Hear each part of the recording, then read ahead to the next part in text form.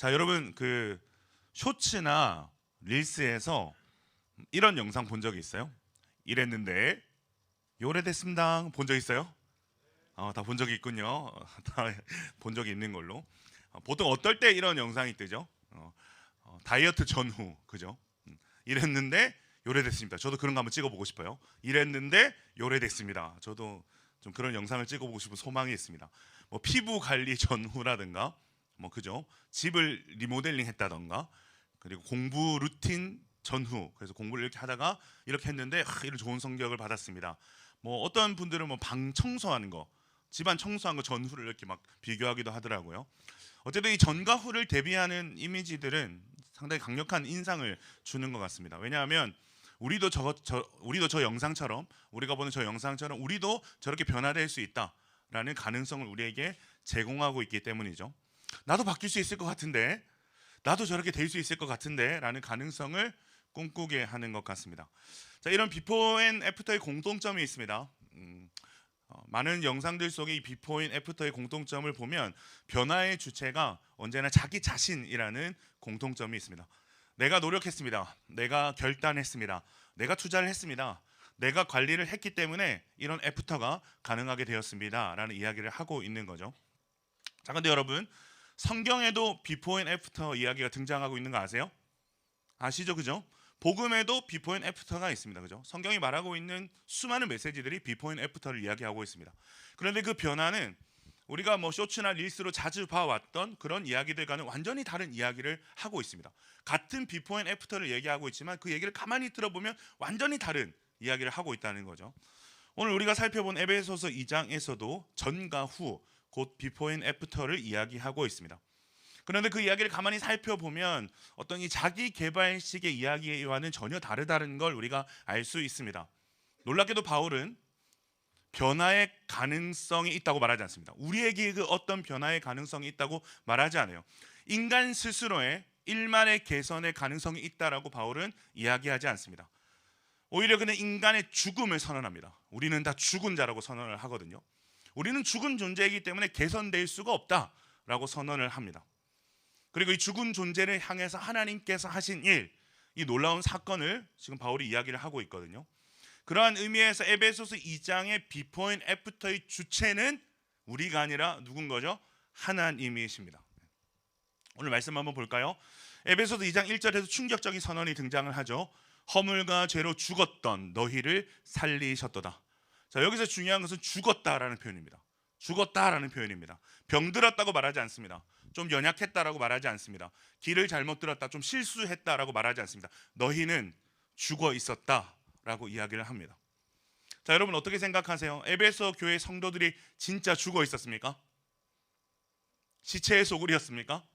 아니죠. 에베소 교회 성도들은 살아 있었습니다. 숨쉬고 일하고 먹고 마시고 여러분과 같이 공부하고 취직하고 아마 연애도 했을 것이고 가정도 꾸렸을 것이고 각자 사회적인 역할을 감당하면서 살아 있었을 겁니다. 근데 바울이 이들을 향해서 너희는 죽은 자다, 너희는 죽었다라고 이야기를 하는 거죠. 자, 그렇다면 우리는 바울이 말하고 있는 죽음이 무엇일까에 대해서 한번 생각을 해봐야 되겠죠. 그리고 더 나아가서 이 죽음을 우리 또한 우리의 죽음으로 인정할 수 있는 데까지 나아가야 됩니다. 자, 바울이 말하는 죽음은 하나님과의 관계가 단절된 상태를 말합니다. 하나님의 생명으로부터 끊어진 상태를 이야기하는 겁니다. 자, 여러분 어떠세요? 하나님을 모르는 모든 인생은 죽음이다, 살았지만 죽은 것이다 라는 이 말에 여러분 동의하십니까? 동의하세요? 바울이 이 부분을 좀 설명하기 위해서 뒤에 내용들을 이렇게 덧붙이고 있습니다. 1절을 보면 우리가 죽어 있었을 때 허물과 죄 가운데서 행했다라고 이야기를 하고 있죠. 이 허물이라는 단어의 원형은 파라핍토라는 단어입니다. 파라는 곁에, 그리고 벗어나라는 뜻입니다. 그리고 핍토는 떨어지다라는 뜻을 가집니다. 즉 직역을 하면 옆으로 빗나가서 떨어지다라는 뜻을 가진 단어가 파라핍토입니다. 로마서 5장 15절에서 아담의 범죄를 가리킬 때 이 파라핍토가 사용됩니다. 즉 여기서 말하는 허물이 뭐라는 거예요? 넘지 말아야 될 선을 넘는 것을 말하는 겁니다. 넘지 말아야 될 선을 넘는 것, 피조물로서 지켜야 될 자리를 벗어나서 하나님처럼 되려고 했던 그 시도, 선을 넘었던 그 시도를 이야기합니다. 그리고 나서 뭘 얘기하죠? 죄를 이야기합니다. 여러분 한번 들어보셨을 거예요. 하마르티아라는 단어 들어봤어요? 아마 들어보셨을 겁니다. 이 하마르티아라는 이 죄라는 단어는 관역을 빗마치다라는 뜻이 있습니다.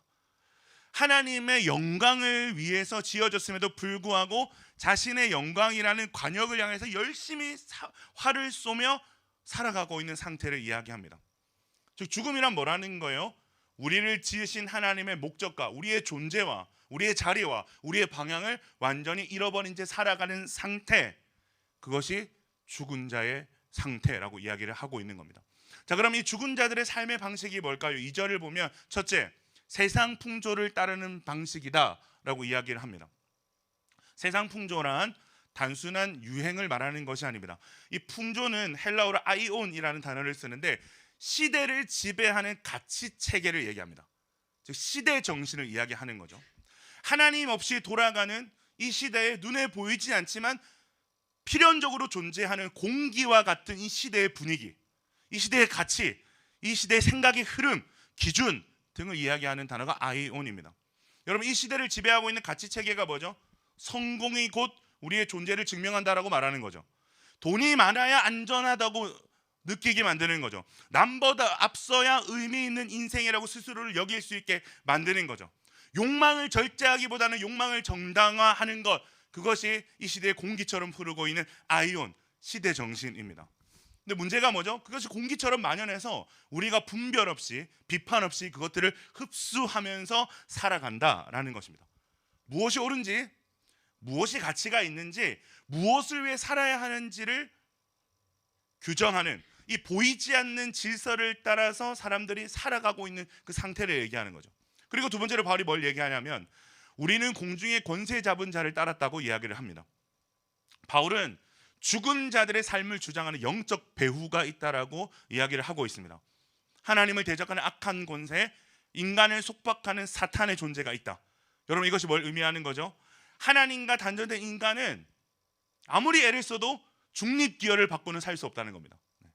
성령의 통치 아래, 하나님의 통치 아래 있지 않다면 우리는 반드시 다른 권세의 통치 아래 속하게 된다라는 말을 하고 있는 거죠. 세 번째로 바울은 육체와 마음을 따라서 살았다고 말합니다. 여기서 육체란 단순한 몸이 아니라 하나님과 단절된 우리의 존재를 말합니다. 욕망, 충동, 두려움, 불안, 인정 욕구, 비교와 같은 욕망과 결핍을 따라서 그것을 쫓아서 살게 되었다.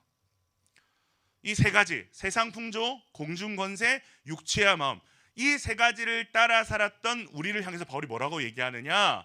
너희들은 본질상 진노의 자녀였다라고 이야기를 하고 있습니다. 우리는 스스로의 죽음의 상태에서 벗어날 수 없을 뿐더러, 죽어있기 때문에 스스로 이 상태에서 벗어날 수 없을 뿐더러 그렇게 살아가다가 필연적으로 하나님의 진노를 받을 수밖에 없는 존재였다라는 겁니다. 필연적이라는 겁니다. 여러분, 필연적. 여러분 어떻습니까? 여러분은 하나님의 진노를 필연적으로 받을 수밖에 없는 죽은 자였음을 인정하십니까?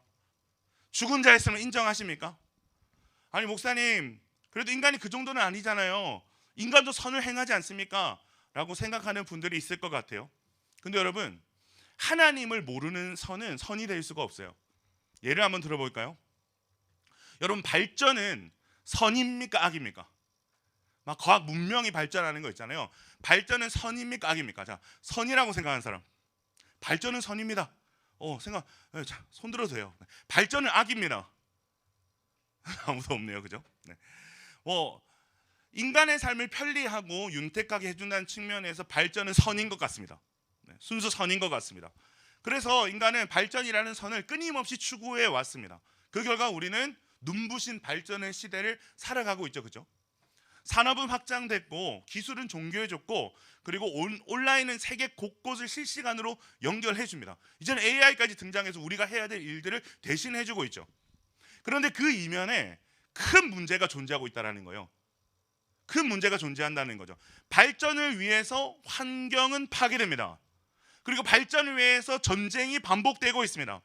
범지역적인 소통이 가능하게 되었지만 오히려 사람들은 온라인이라는 세계에 고립되어 있습니다. 이 모순을 성경을 한 단어로 진단을 하는 거죠. 죽음이다. 죽음의 상태라고 이야기하는 거죠. 로마서 8장 7절에서 육신의 생각은 하나님과 원수가 된다라고 말하고 있습니다. 하나님을 중심에 두지 않은 인간의 내면은 이미 생명의 근원과 적대적인 관계에 놓여 있다라는 거예요. 그 결과는 개인을 넘어서 창조 세계 전체의 파장을 일으킨다라는 거죠. 이 일에 대해서 로마서 8장 22절을 보면 바울이 이렇게 얘기합니다. 모든 피조물이 함께 탄식하며 고통한다. 인간의 전적 타락으로 인해서 모든 피조물이 함께 탄식하면서 고통하고 있다라고 바울이 이야기를 합니다. 어거스틴은 인간을 질서 잃은 사랑의 존재라고 이야기를 합니다. 하나님이 아닌 다른 것을 궁극적으로 사랑하게 될 때 사랑의 질서는 무너지고 존재는 왜곡된다라는 거예요. 하나님이 빠진 자리에는 반드시 자기 자신이 들어가게 된다는 거죠. 그리고 그 유한한 존재가 스스로 궁극이 되려 할 때 이 모든 관계들이 수단화된다라고 이야기합니다. 자연은 자원이 되고 타인은 경쟁자가 되고 권력은 지배의 도구로 전락하게 된다는 거죠. 이것이 하나님 없는 문명이 만들어내는 구조적인 죽음의 모습입니다. 그래서 하나님 없는 완전한 선은 없습니다. 반드시 그 선 뒤에 어두운 면을 가지고 있는 상당히 모순적인 선으로 존재할 수밖에 없다는 거죠. 전쟁과 폭력도 마찬가지입니다. 차별도 마찬가지입니다. 단순한 사회적 실패가 아니라 하나님 없이 스스로 기준이 되려는 인간의 필연적인 귀결이라는 것을 우리는 기억할 수 있어야 됩니다. 자, 그렇기 때문에 하나님 없는 선은 없습니다. 하나님을 배제한 선은 없습니다. 다 함께 치우쳐 악을 행하고 그에 따른 진노를 향해서 하나님의 진노를 향해서 달려가고 있을 뿐입니다. 그것이 허물과 죄로 죽은 자였다라는 말의 의미입니다. 자, 그런데 다행인 것은 하나님께서 그런 우리를 내버려 두지 않으셨다는 거예요. 내버려 두지 않으셨다. 죽은 자를 향한 하나님의 대반전의 역사가 있다는 거예요. 4절에서 6절 말씀인데 우리 같이 한번 읽어봅시다. 4절에서 6절입니다. 시작. 긍휼이 풍성하신 하나님이 우리를 사랑하신 그 큰 사랑을 인하여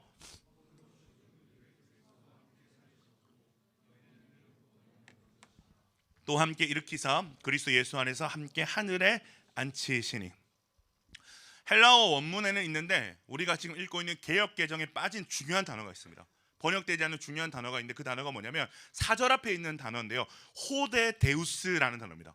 호데데우스. 그러나 하나님은 이라는 엄청난 접속사가 빠져 있습니다. 신학자들은 이 짧은 접속사가 이 성경 전체에서 가장 위대한 전환을 만들어 준다라고 얘기합니다. 호데데우스. 바울은 우리가 방금까지 살펴봤듯이 2장 1절에서 3절까지 인간의 비참함을 낱낱이 드러내며 우리를 절망 가운데로 인도합니다. 너희가 이렇게 절망스러운 존재였어. 절망스러운 자리, 죽음의 자리에 있었어라고 우리를 그 자리로 인도하죠. 그런데 4절에서 바울이 큰 소리로 외치는 거예요. 절망하고 있는 우리를 향해서 큰 소리로 외치는 거예요. 호데데우스. 그러나 하나님은. 비포에서 애프터로 넘어가는 반전이 일어나는 그 지점에 서 있습니다. 이 대반전의 주어가 누구죠? 하나님입니다. 그러나 하나님은 인간이 아니라는 거예요. 바울은 어떤 인간의 결단이나 열심을 이야기하지 않습니다. 왜? 우리는 죽었기 때문에. 우리의 어떤 결단이나 열심은 의미 없기 때문에 그렇습니다. 그래서 그는 이 죽은 존재에게 반전을 가져다줄 유일한 존재는 하나님이시다. 그 하나님께서 이 반전의 일을 너희에게 행하시고 시작하셨다라고 지금 이야기를 하고 있는 거죠. 자, 그렇다면 이 대반전의 이야기, 죽은 자를 살리시는 하나님의 동기가 뭐죠?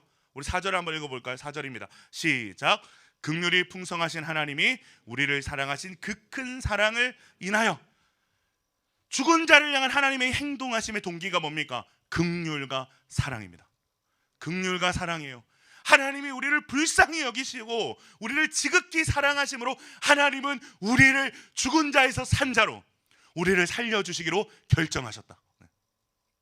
사랑하는 여러분, 하나님께서 우리를 살리시겠다고 결정하셨다는 것은 동시에 무엇을 결정하셨다는 의미일까요? 독생자 예수에게 우리가 받을 모든 진노를 다 쏟아 부으시는, 죽은 우리를 살리시기 위해 영원한 생명을 가지지 그분을 죽음 가운데로 몰아넣는 결정을 하셨다라는 겁니다.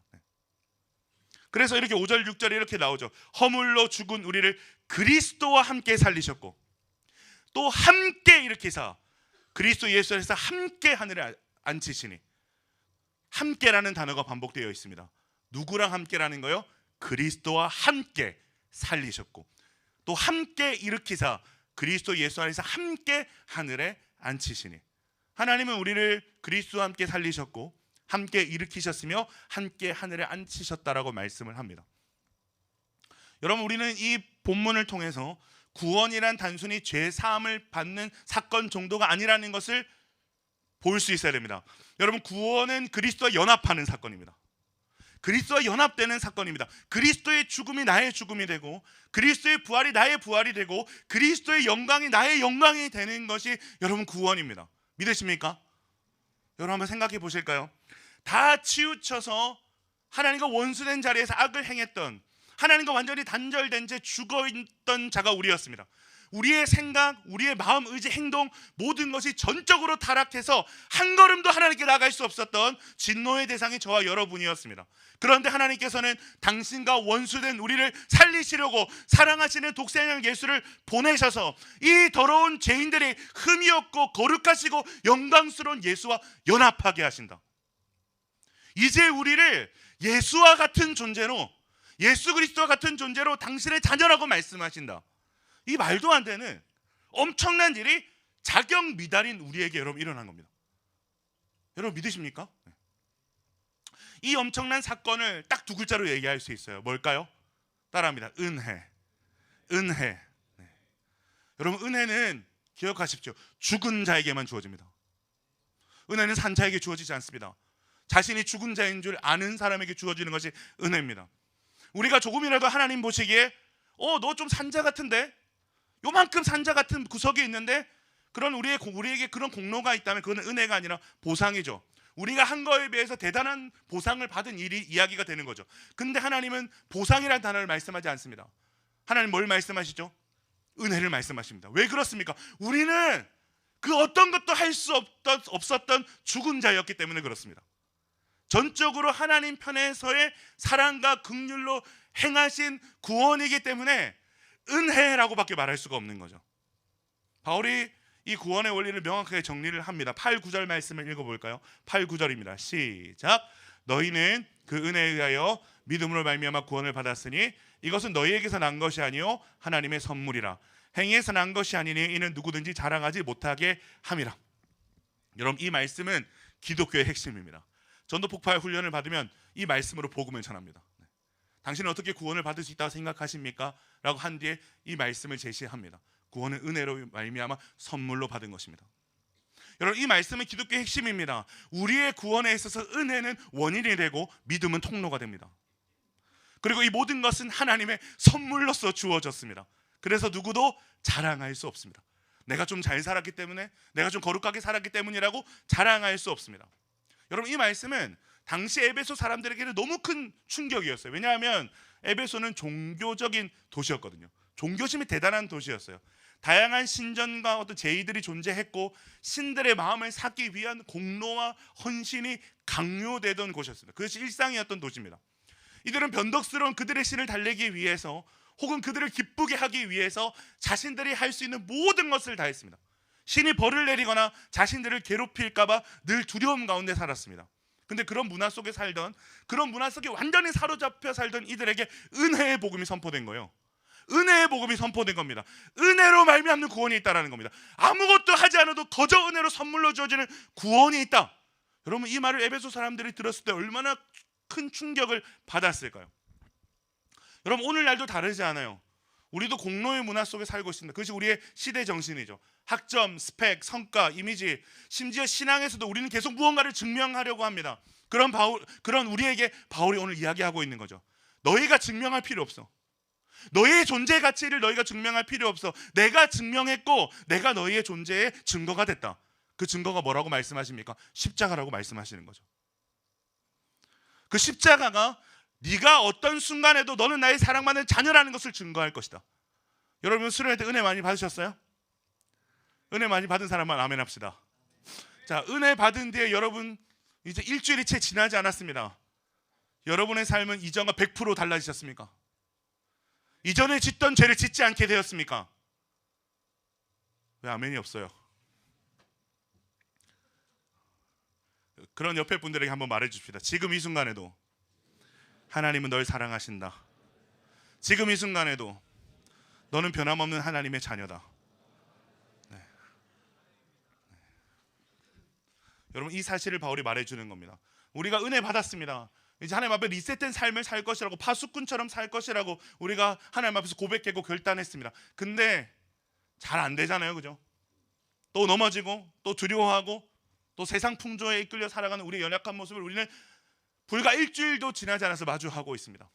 그런데 바울이 얘기하는 거예요. 그것으로 너희를 증명하는 게 아니야. 그것으로 너희를 향한 하나님의 마음을 증명할 수 없어. 너희를 향한 나의 마음은 십자가로서 내가 증명했어 라고 얘기를 하시는 거죠. 자, 이제 마지막으로 바울은 구원의 목적을 얘기합니다. 10절 말씀입니다. 시작. 우리는 그가 만드신 바라 그리스도 예수 안에서 선한 일을 위하여 지으심을 받은 자니 이 일은 하나님이 전에 예비하사 우리로 그 가운데서 행하게 하려 하심이니라. 많은 사람들이 하나님에 대해서 오해를 합니다. 혹시 이 중에서도 그런 오해를 하고 있는 우리 청년들이 있을지 모르겠어요. 착하게 살아야 하나님이 받아주시겠지, 열심히 봉사해야 하나님이 나를 더 사랑하시겠지. 근데 성경은 그 반대의 이야기를 하고 있습니다. 행동이 먼저가 아니라고 얘기합니다. 은혜가 먼저라고 얘기합니다. 제가 아까 마지막 찬양 들으면서 예원이가 내 설교를 본 적이 없는데 우리 인도자가 어떻게 이 찰떡 같은 찬양을 준비했을까라는 생각을 했어요. 행동이 먼저가 아니고 은혜가 먼저입니다. 주께서 내게 행하신 그 일들 말로 다 할 수 없는, 어떤 말로도 다 할 수 없는 거예요. 근데 그 은혜를 입은 우리가 주님 뜻대로 살아가겠다고 반응하며 결단하는 거죠. 나무를 예를 들어 봅시다. 열매를 맺어야만 나무가 되는 겁니까? 그렇지 않죠. 이미 살아있는 나무이기 때문에 열매를 맺는 겁니다.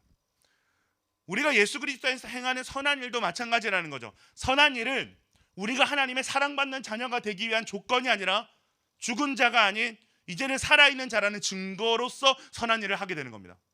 그렇기 때문에 그리스도인에게 선한 삶은 사실상 부담이 아니라 자연스러운 결과가 되는 거죠. 하나님에게 어떤 점수를 따기 위한 행동이 아니라 이미 받은 사랑에 대한 자연스러운 반응이 그리스도 안에서 선한 일을 행하는 일이 되는 것입니다. 이미 우리가 하나님께 받아들여졌기 때문에 사랑하는 거죠. 이미 우리가 하나님께 수만 번 용서받았기 때문에 또 용서를 하는 거죠. 이미 우리가 하나님의 자녀가 되었기 때문에 그 하나님의 자녀다운 선한 일을 하면서 살아가는 거죠. 자, 그때 은혜로 말미암는 구원받은 우리가 그렇게 살아갈 때 여러분 어떤 일이 일어날까요? 7절입니다. 7절 같이 읽어봅시다. 시작. 이는 그리스도 예수 안에서 우리에게 자비하심으로써 그 은혜의 지극히 풍성함을 오늘 여러 세대에게 나타내려 하심이라. 은혜로 말미암아 구원받은 우리를 통해서 하나님의 자비와 은혜의 지극한 그 풍성함을 여러 세대에게 나타내려 하신다 말씀을 하십니다. 최근 우리 교회에, 오늘 이 자리에 있을지 모르겠어요, 류강수 다락방이라는 이단교의 영향을 받은 교회에서 많은 분들이 넘어왔어요. 제가 듣기로는 200명이 넘는 분들이 넘어왔다고 들었어요. 이분들이 수영로 교회에 와서 공통적으로 충격받으시는 포인트가 있어요. 그 포인트가 무엇인가 하면 금철에서 성도님들이 기쁘게 막 찬양하고 예배하는 모습에 너무 큰 충격을 받으세요. 공통적으로 다 충격을 받으세요. 왜냐하면 이분들을 사로잡고 있는 교리는 귀신론이거든요. 우리 인생에 일어나는 모든 일들을 귀신과 하나님과의 대치로 생각을 하는 겁니다. 나쁜 일들을 다 귀신에 관련돼서 일어나는 일이라고 생각을 하는 거예요. 감기 걸리면 감기 귀신에 들린 거예요. 독감에 걸리면 독감 귀신에 걸리는 거예요. 저같이 뚱뚱한 사람은 비만 귀신에 들린 거예요. 그게 귀신론이에요. 그래서 우리 인생에 일어나는 모든 일들을 귀신과 하나님과의 대치로 생각하기 때문에 이들에게 예배와 이들에게 찬양과 기도는 전쟁터입니다. 전쟁을 하는 곳이에요. 싸워서 귀신을 떨쳐내야 되는 거예요. 그런데 수영록의 금철에 와보니까 여기는 성도들이 너무 기쁘고 행복하게 자유하게 예배하고 막 기도하고 찬양하는 모습을 보는 거예요. 어떻게 이렇게 할 수 있는가라는 질문이 생기는 거죠.